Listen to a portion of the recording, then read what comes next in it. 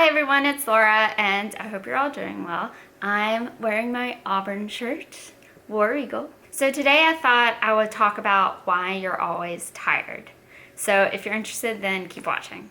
So first I wanted to establish the difference between general tiredness and something is medically wrong. And so if it's a feeling of I'm just always tired, but you don't feel like anything's actually wrong internally, then this is the video for you.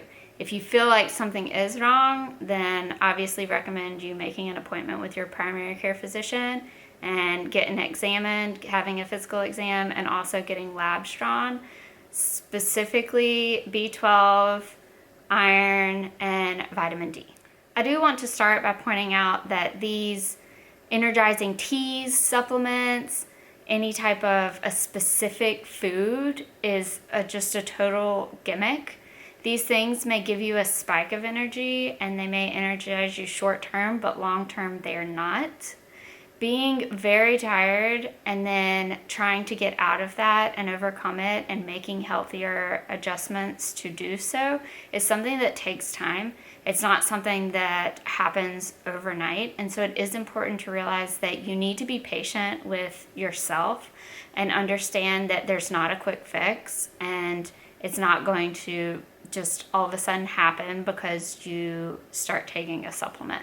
So I do want to preface that. So the first thing is to understand that it's probably not one thing that you are or aren't doing that's making you tired. It's not like you can pinpoint one thing. It's normally a broad view of things.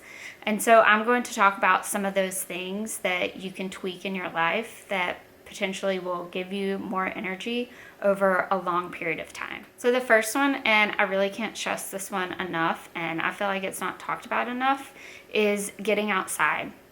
So no matter what the weather is, maybe not if it's like raining and thundering and lightning, but whether it's summer, whether it's spring, fall, winter, whatever it is, getting outside and spending time outside, because there's something about being in nature that is so energizing. And I feel like this is something that you can always make an excuse if you want. So like right now it's September and it's literally 100 degrees where I am.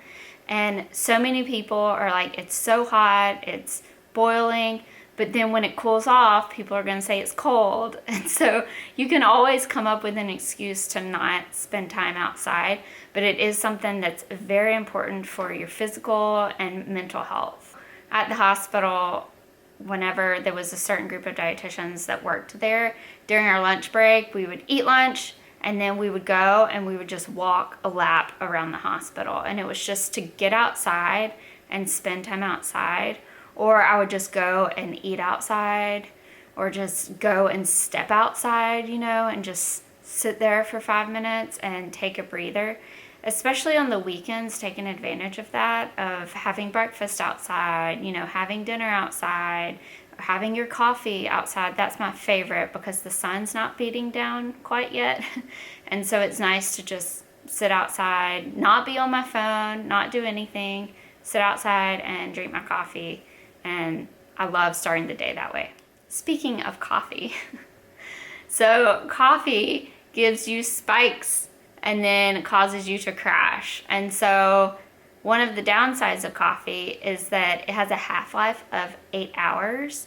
And that is a very, very long period of time, especially if you're someone who you don't finish your coffee until later in the morning or in the afternoon, or if you have another cup of coffee, then it is something to be very, very aware of, because even though it energizes you right away, it's not a lasting energy, it's a stimulant, and it's just not a good idea.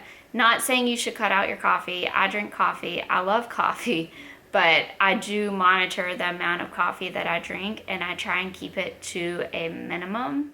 So next, this is literally a tip in every single one of my videos, no matter what I'm talking about.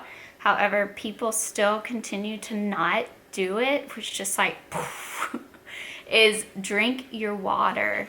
There are so many health benefits. And if you just make drinking your water a priority, then you will see a difference not just in your energy levels, but on so many other physical and mental levels as well.